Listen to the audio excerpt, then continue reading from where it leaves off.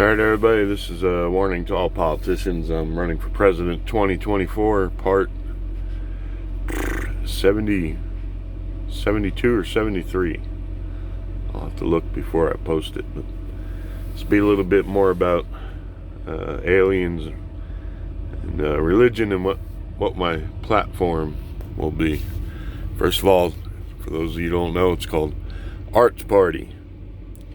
First YouTube, as far as I know, the first YouTube ever candidacy for the president, for the office of President of the United States of America. No contributions, no volunteers, no donations, no rallies, no nothing. Just when it comes time to write me in, those of you who feel you could be on board with my platform and agenda, you write me in, and I'll, when it's time to file the paperwork closer to the election and everything, I'll file the official paperwork. Until then, just give a thumbs up if you feel like giving to some cause or something, whatever your favorite charity is. American Heart Association, ASPCA, Club 100, or the firefighters, national charities. Club 100 is for fallen officers. Mercy USA, Red Cross, Red Crescent, whatever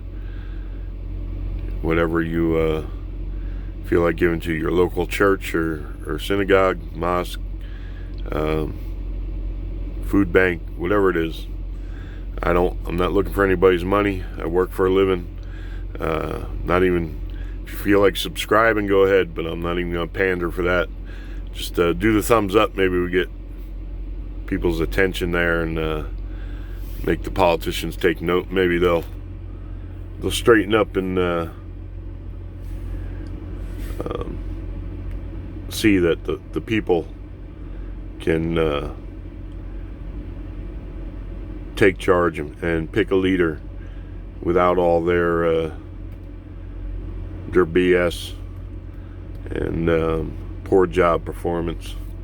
So that's the whole plan.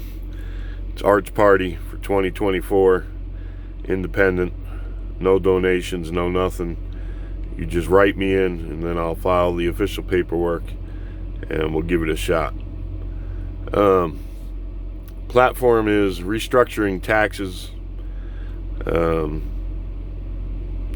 Some ideas like paying income tax between the age of 24 and 64, and that's it. We'll write a tax code in the stones, so to speak. There'll be a minimum. Maybe even that minimum might go from 18 to 64 or whatever, but it'd be like, 2%. Everybody's going to pay at least 2%, no matter what your write-offs are, all that stuff. And then,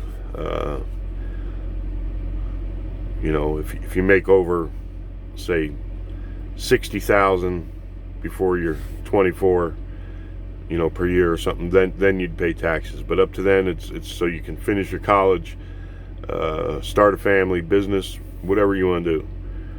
And then at 64, you're retired and everything, 40 years of paying taxes, federal income tax should be enough. There wasn't even supposed to be a federal income tax until they set up the Federal Reserve and all that. It was only supposed to be for the war. And so we'll come up with a tax code.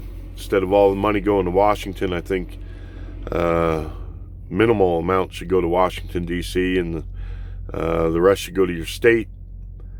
And in your state taxes should probably be higher than what your federal will be. So, federal would be low, and then that way you have more control over it. In your state legislatures, you'll pay more attention to it. I also think sales taxes are unfair for the poor. We'd try and get rid of sales tax nationwide. I think property tax ought to be a time thing. Once you buy a house and you're paying property tax on it and everything, after so many years, say when the mortgage is paid off, whatever, that's it. Unless somebody else buys the house and they move in, because the property taxes go to the community for, schools and this and that and everything. After you've paid for 20 or 30 years or something like that, that's enough.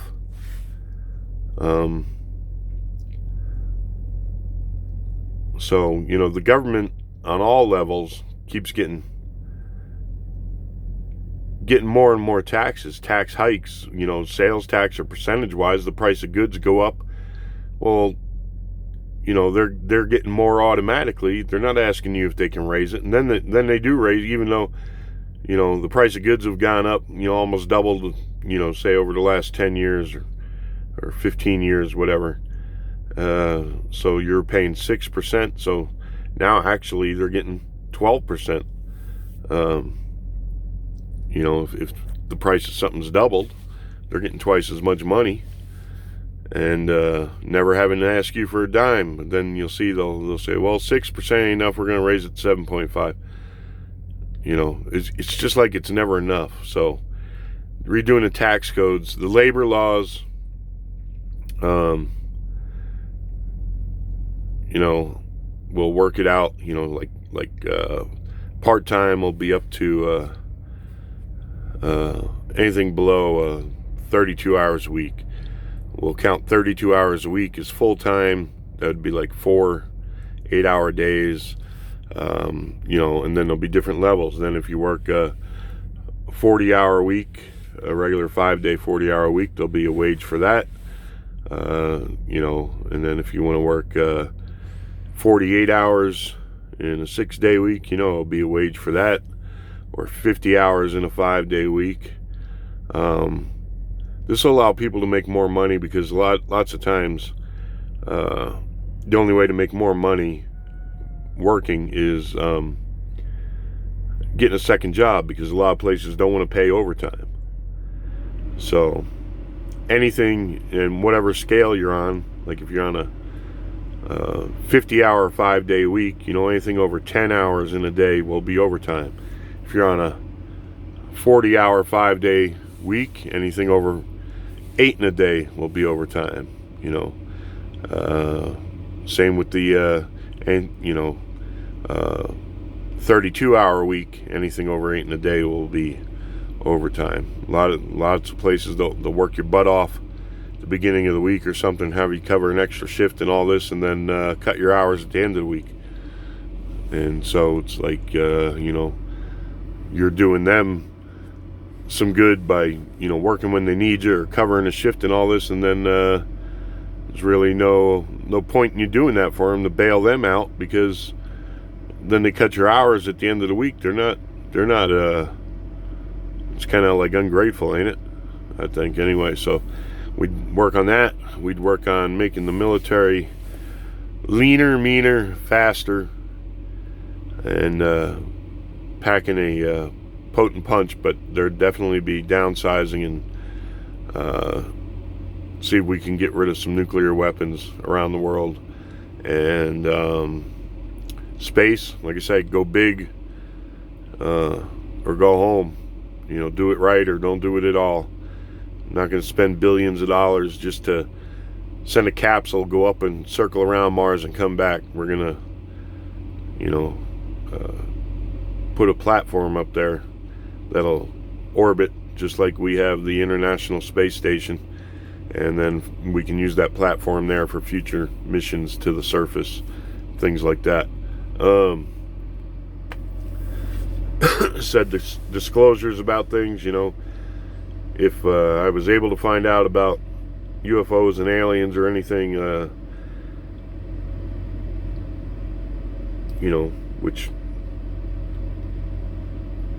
if there were and they were keeping them secret, I'm sure they would definitely have a way to, and how would you verify? I mean, it would have to come from high up people, been in the military and the government for a long time. I'd have to see documentation, proof. Same with whether they faked going to the moon or not. It would have to come from people within the program, and documentation and testimony and stuff like that, and couldn't just take the word of some guy that didn't do much of anything in NASA and just says, oh yeah, they faked it. So there'd have to be some kind of proof. What else? Foreign policy, trying to get nations to work together, get them to move forward towards the future. That'll be one of the main points of the platform. Is we've been doing things the way we've been doing them for thousands of years. It's time to change.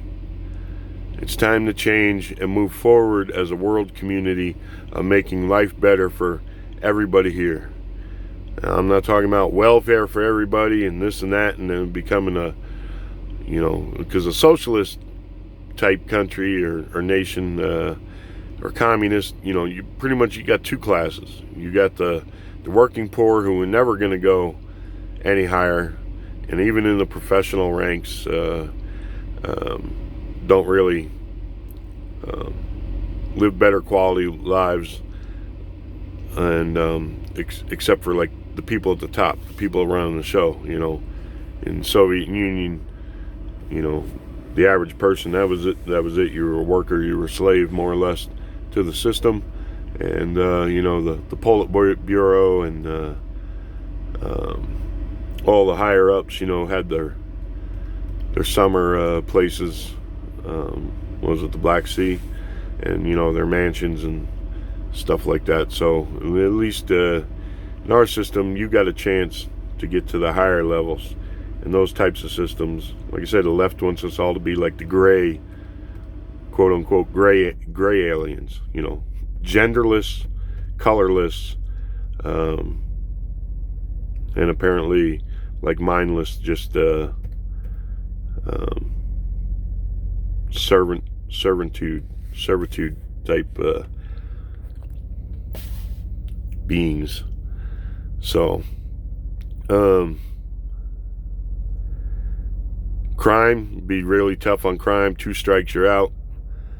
Gas or electric, buddy. But we would have programs to try and rehabilitate those who could be rehabilitated, whose crimes weren't that serious. We would also have programs, more education against drugs and crime. And like I said, we'd make normal life and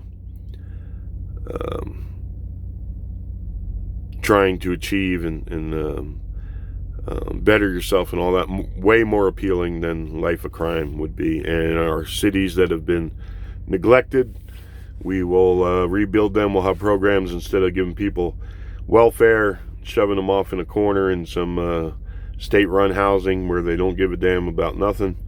We'll give them a stake in their own future. Like I called it the deal of a lifetime in one of the other videos, and we'd rebuild these cities and give people a chance at home ownership with low mortgage. It's all paid for by federal money. And another thing with taxes and stuff, I don't know if, like I said, I think we should go to a digital monetary system, and everything would just be automatic. Your bank would have several different, each of your bank accounts, no matter what bank you choose, would have several accounts. Some of them you would be able to pick the vendors that would be the for your medical or your burial and all types of things like that. And you'd have to have like an emergency fund and all this, and your taxes and everything, say it's 2% would go straight into, whether you want to call it a tax fund or the IRS fund, or means everything there'll be no more filing. Everything will just be automatic, the set percentage, and they can take that quarterly out of that account. So if you want to call it the IRS account, or better yet, just the U.S. Treasury account, and that, even if you switch banks or whatever, jobs, all that direct deposit stuff, all that stuff would follow you. And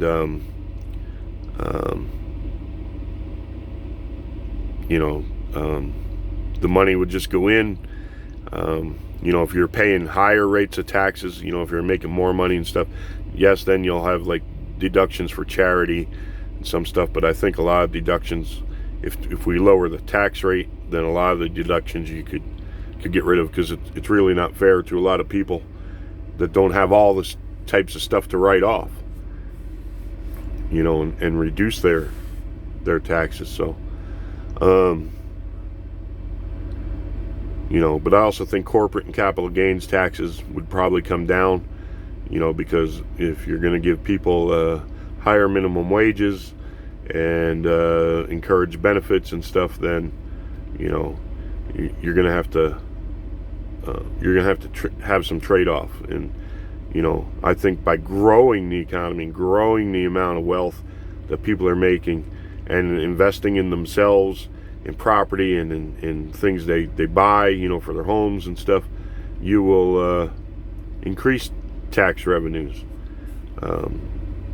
Even though it's a lower rate, you will have more people paying and more people spending money into the economy.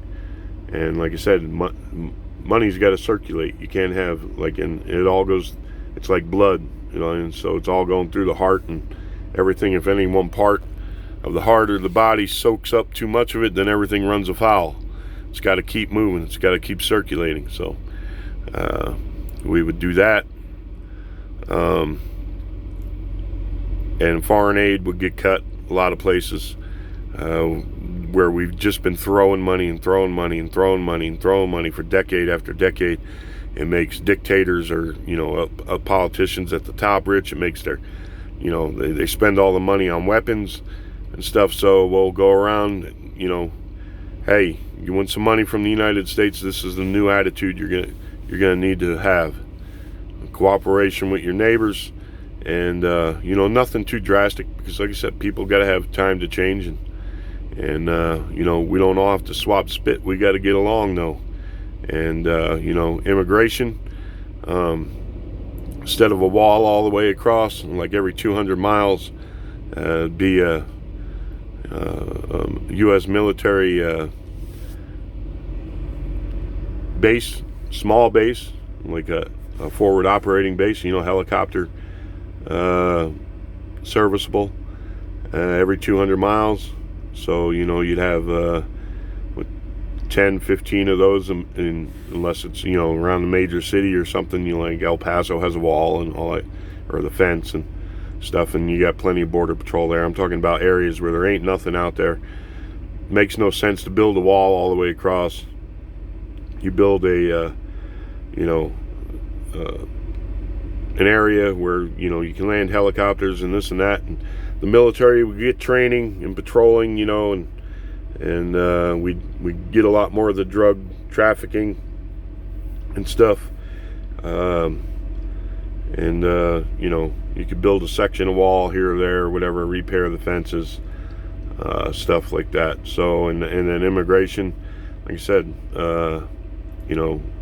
with driver's licenses and things like that, to come in the country, you'd have to give your thumbprint and all that, and get an ID, and you'd be able to get a driver's license as long as you could pass the test and read English. You get your driver's license. That way you can get your bank account, and no more check cashing places and these paying under the table, not paying taxes.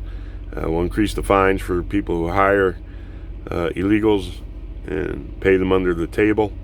And because all it is, you're just it's cheap labor, slave labor, sweatshop. That's why a lot of people want it. And we'll do what we can, with trade and stuff in the other nations to figure out, how we can get them to pay their fair share to, their people. So they're I've always questioned, what kind of countries are there like Mexico? It just tells its poor people, go on, get out of here, we don't care. What is the problem in Mexico that people would rather leave their homeland and go somewhere else and risk all this?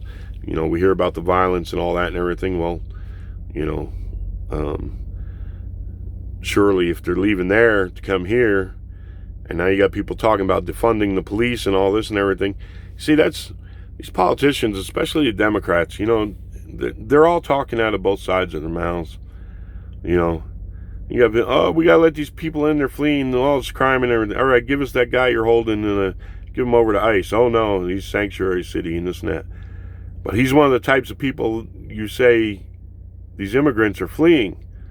Let us have them. Let us put them away. Do whatever. No, can't do it. Now, let's defund the police and blah, blah, blah.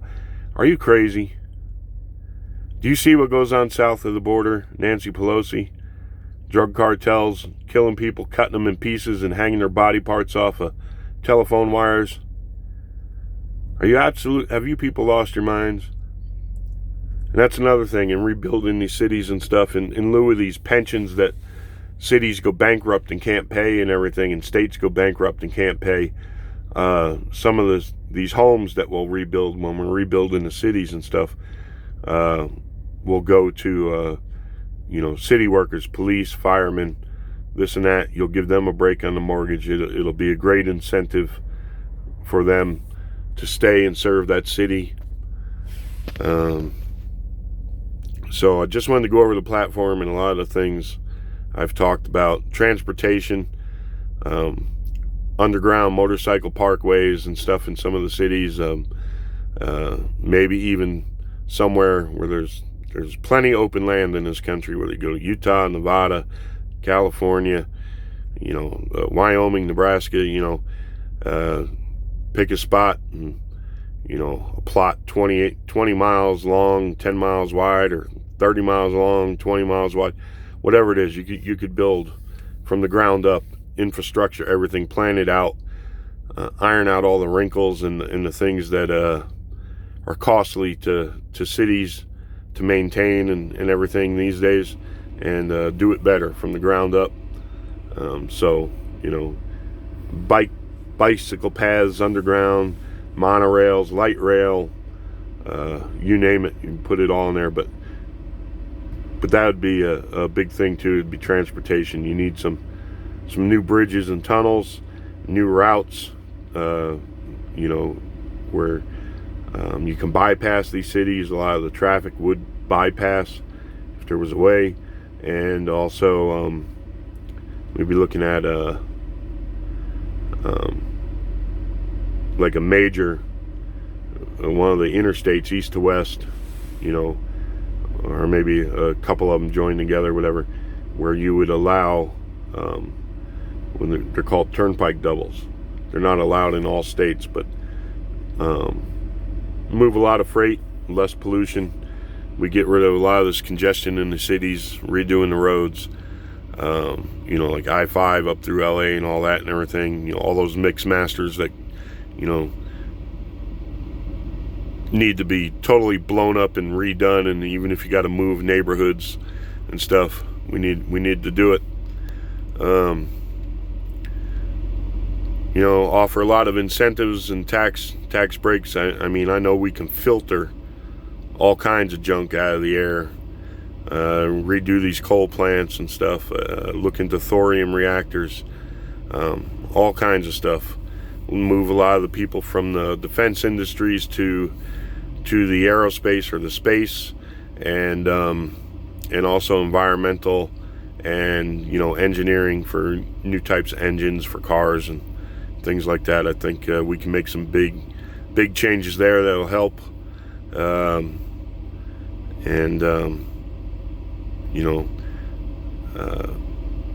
make things better for people. Like I said, and a lot of things be made easier. Get a driver's license, the photo and all that you'll be able to update. It'll be digitally on your license. You hand the officer pulls you over for a ticket or something, your license, he scans it, your picture and all that comes up, your thumbprint comes up. Oh, and that's another thing. All cars would have like electronic serial numbers, and we'd have scanners up in the cities and places like that. So when a crime happened, they could look at those scanners and see which vehicles were in the area, then go get a warrant for whichever one they needed. And also that way, if your car is carjacked, they wouldn't be out, having to look around all the time. When scanners would pick it up, they know right where it is. And then the officers and the cars would have kill switches, and the officer would be able to activate that once the vehicle was confirmed and all that, it would unlock it for him to, you know, use a kill switch on that vehicle. So lots of things for crime prevention, prison terms, 2 strikes you're out, set tax code, rethink our labor laws for the modern age, move forward with ideas of uniting nations. I'm not saying getting rid of nations, but being more towards a one world. And there will be eventually, through faith and stuff. I mean, Jesus preached a kingdom. A kingdom's going to have a seat of power and this and that. So you're going to you will have like a world administration that does deal with all the nations and their individual governments and stuff like that. But maybe sometime way in the future there will be no borders, and there will be, you know, just a like a one seat of power, and then just a bunch of governors in different regions or something like that. But I don't know when that's supposed to happen. I have to reread scripture. Oh, and that's another thing I'm going to bring up. People, you know, might wonder what being a vegetarian has to do with a religion. What's that? Well, unbeknownst to me until recently, until I started looking into the Baha'i faith, we're really not supposed to eat meat, or not, and not that much. And it's not like it was a religious law, but we weren't designed that way. We don't have predator teeth. The only sharp teeth we have are made for nuts and like tougher fruits and vegetables. And and if you think of the story of Adam and Eve in the Garden of Eden, you know, they didn't even have to work. There was no work there. God just told them you can eat of every tree. And so, you know, it was fruits and vegetables for them. And I think maybe the story, because remember it says they made coverings out of animal furs and stuff. Well, that means they had to kill the animals. Before that, they didn't kill animals. See, and then when God evicted them from the Garden of Eden, that's when you had to work and toil the fields and stuff, and it was part of our punishment for eating of the wrong tree. So people can debate what that tree is and stuff, but maybe it was they ate an animal. They weren't supposed to eat an animal, and then they covered themselves with the pelts, stuff like that. So anyhow, if you look at that, the Garden of Eden, they weren't eating meat. It's fruits and vegetables, and they didn't have to work and prune the trees or do anything like that. It was paradise. There was no work. So what's the other realm like? The next realm, maybe that's what just death is over and over again, is you're passing from one realm to the next. Different stages of our evolution. It's just constant rebirth to the next level. I know in some of the Far Eastern they teach like that you come back in this life as an animal or something like that. I'm hoping that ain't true. Hoping you just in the next life, you know, you're just whatever grade level you enter on, you know, that's where you start learning from. And then, you know, who knows, maybe that next life's 1,000 years, and then the next one you pass to goes even further. Maybe it's all spiritual realm. I don't know. Maybe it's physical. Have to read the writings and see. Just like I have to read the writings and see. There's got to be something somewhere where somebody asked a major prophet, is there life out there somewhere else on another planet? It has to be. It had to have been written down somewhere. That would have been it's always been one of the all-time questions. What happens after you die, and is there anybody else out there? Those are the two biggies. So anyhow, I hope that sheds some light on a lot of things for people out there, on my beliefs and what my platform would be. And wish you all the best out there. Be safe, and we'll catch you on the next one. God bless, and adios.